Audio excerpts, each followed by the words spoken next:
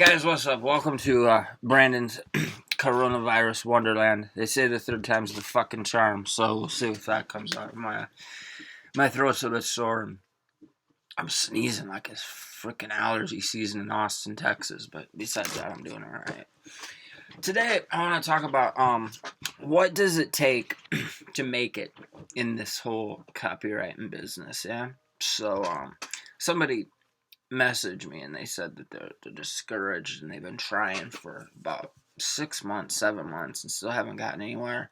And that that they're not a genius like me and smart like all these okay. So first of all, I want to dispense with this genius bullshit because a lot of people I think that I am a genius, and I'm just gonna prove to you fuckers right now that I am not. So here is my high school transcripts. As you can see, I graduated. I did graduate, so there's that. It was in 1996. But you can see, like, here's a C in English. There's a D minus in English. You can see I took essential math and I barely passed.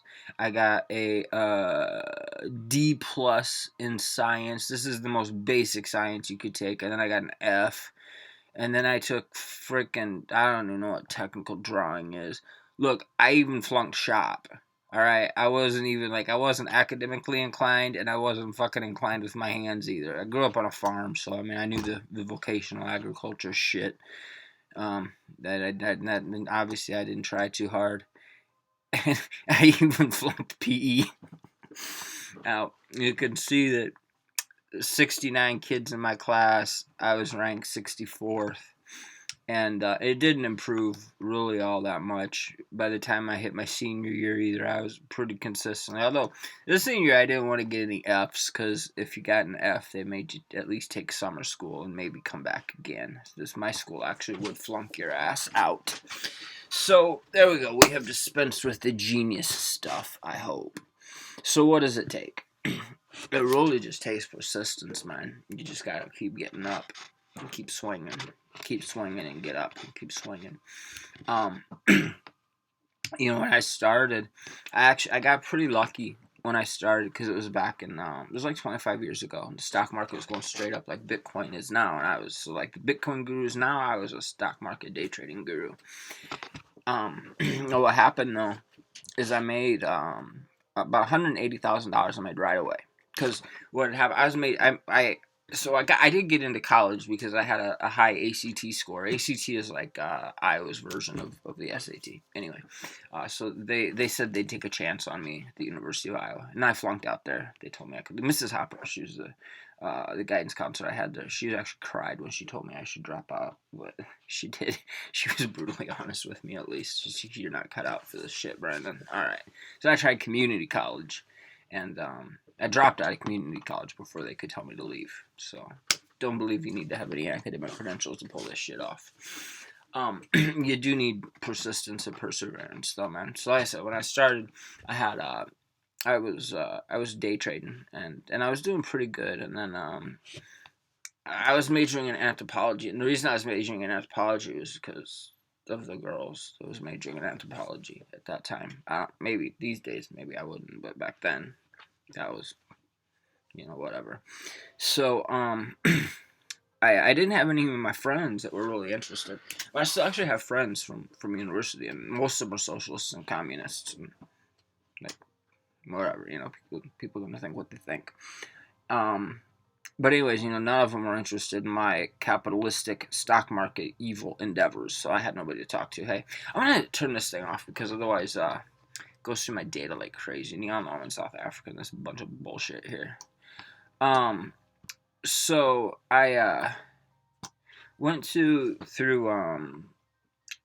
that, and then I started this like Yahoo groups and Excite groups and shit like this, and I got a following. So anyway, one fine day I totaled my girlfriend's car. I'm the worst driver in the world. I've been in like over 20 car accidents, so I just don't even really drive anymore. Thank God for Uber. Anyway, I totaled her car because I'm such a bad driver. I was like specifically not insured on her car. And so I had to buy her a new car. And I was like, shit, what am I going to do? And then I had this idea that I got all these people, following me.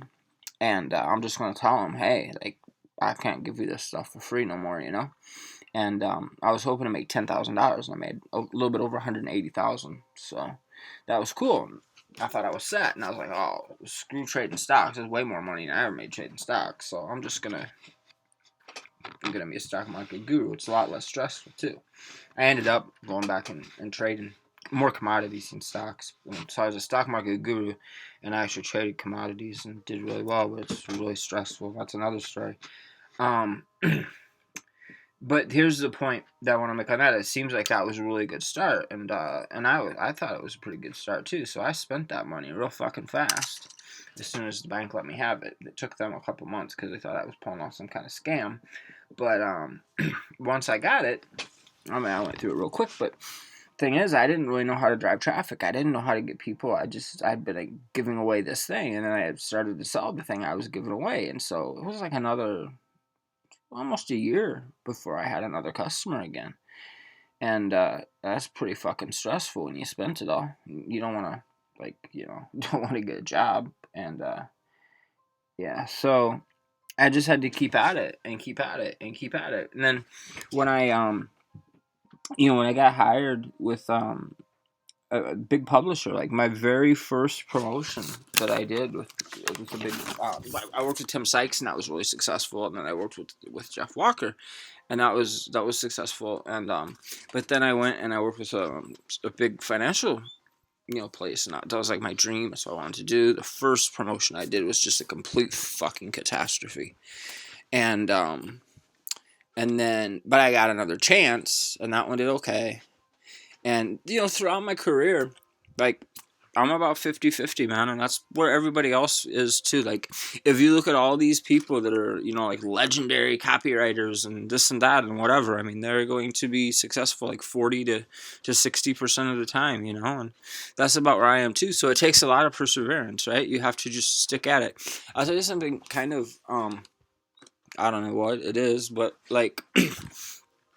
it's no secret I've had a lot of health issues, and so, like for one, and so, anyways, one of the questions that a lot of people always ask me, like when, first thing, how's your health doing, and they're checking up, and like a lot of people feel, I think, bad for me because I've had. I have a white blood cell condition, so I get skin infections easily. I've had necrotizing fasciitis like 5 times in my life, and I've had cancer. And you all maybe know that last year I was in the hospital for 5 months, and they told me I was going to die. Yeah, and now I got fucking Roona for the 3rd time. So hey, life is charming. And people ask, oh, I also have a stress fracture in my hip right now again too. So yeah, people ask, so like, oh, so how's your health? And they assume that this is a bad thing for me. I mean, it's not. I mean, it sucks, but I would have something different if I could, I guess.